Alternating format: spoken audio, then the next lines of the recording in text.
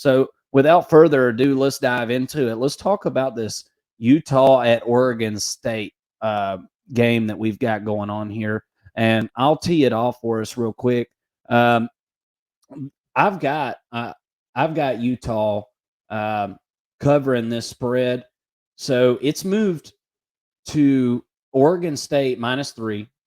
Got a 3-point favorite at home, so Utah being the road dog. I really like Utah. I actually bet them at +2.5. Um, so this line has actually moved in the favor of Oregon State. I guess a lot of money coming in on them. Um, Look, this Utah team, I know they lack offense. I understand that, but they're not a team that relies on one side of the ball. They don't rely on just offense. They don't rely on just defense. They don't rely on just special teams. It's a team unit. They're cohesive. They are very cohesive, and I think the quarterback situation is coming along. Cam Rising is not coming back right now. I'm not even going to talk about that. He'll be back whenever he's back. I'm done trying to speculate when he's coming back. Nate Johnson is the quarterback, and Nate Johnson is a prolific runner. I think the passing game is coming along. I think that's gonna you're gonna deal with freshman woes as far as that goes at this point. But that defense just keeps them in every single game, and Utah is especially good against the run. Oregon State is a run first team. They've got to run to be successful, to set up play action deep downfield. That's how this offense is set up. And that's why DJ Uiagalelei has had so much success there, because his downfield passes are really, really good. It's the intermediate stuff that he struggles with. And I fully expect Utah to be able to shut down the run while preventing explosive plays, which they've done all year long. What do you think about this matchup, Mason? I like Utah to cover, and I really like Utah on the money line here. Yeah, I don't blame you there. Look, statistically, when you break these two teams down, they're pretty similar in a lot of ways. Especially when you look at rush defense, right? Oregon State's at seventh at 2.43 yards per attempt. Utah's at fourth at 2.02 yards per attempt. Oregon State's really relied a lot on their rushing, right? And you can see that they're at fourth in the league at 6.29 yards per attempt. Well, if Utah's able to take that away, what I mean is DJU going to be able to chuck it down the field? To score all of I, their pass. I think it all starts with the rush for them, and that's Right. why I say if Utah can limit the rush, they can limit the explosive plays too. All in one. That's right. So, whenever I'm breaking this down, I understand why money's coming in on Oregon State. I really do.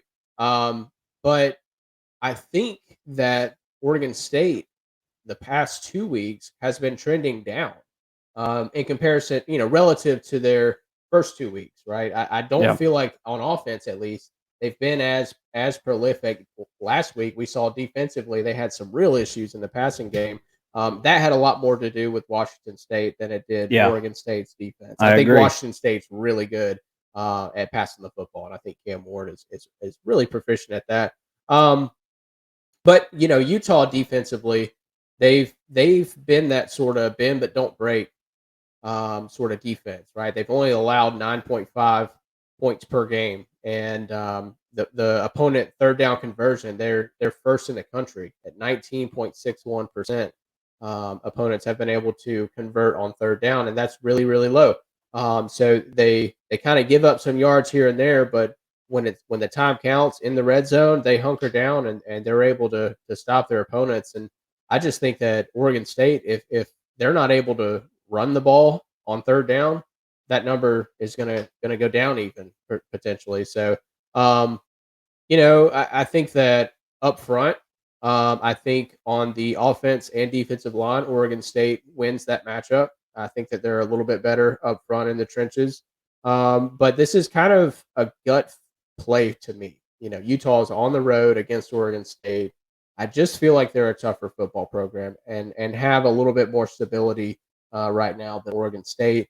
And I don't feel confident in betting against Utah at this point. Yeah. They've done nothing but prove us wrong.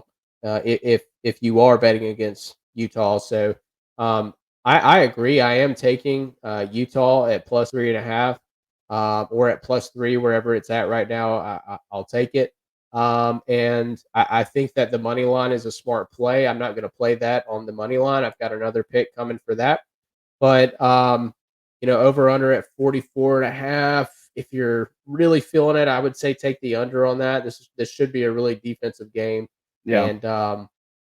And yeah, I think that's pretty much as good as it gets. Both of these teams are positive in the turnover margin. Utah has really benefited from the takeaways at +5 in the Yeah. turnover margin. So look to see them try to get the ball turned over. And we know DJU's not afraid to throw a pick or two when he's trying to throw the ball deep, especially. So I could see a couple of turnovers going Utah's way, and that kind of deciding the game at the end Yeah. of the day.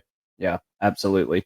Yeah. I like Utah as a dog pretty much anytime. I am all over that, and I bet on Utah to cover against Florida earlier this year because I didn't fully understand what Florida was, and I didn't fully understand what Utah was at that point. But Utah plus points, I'm all over that, man. I'm all over it.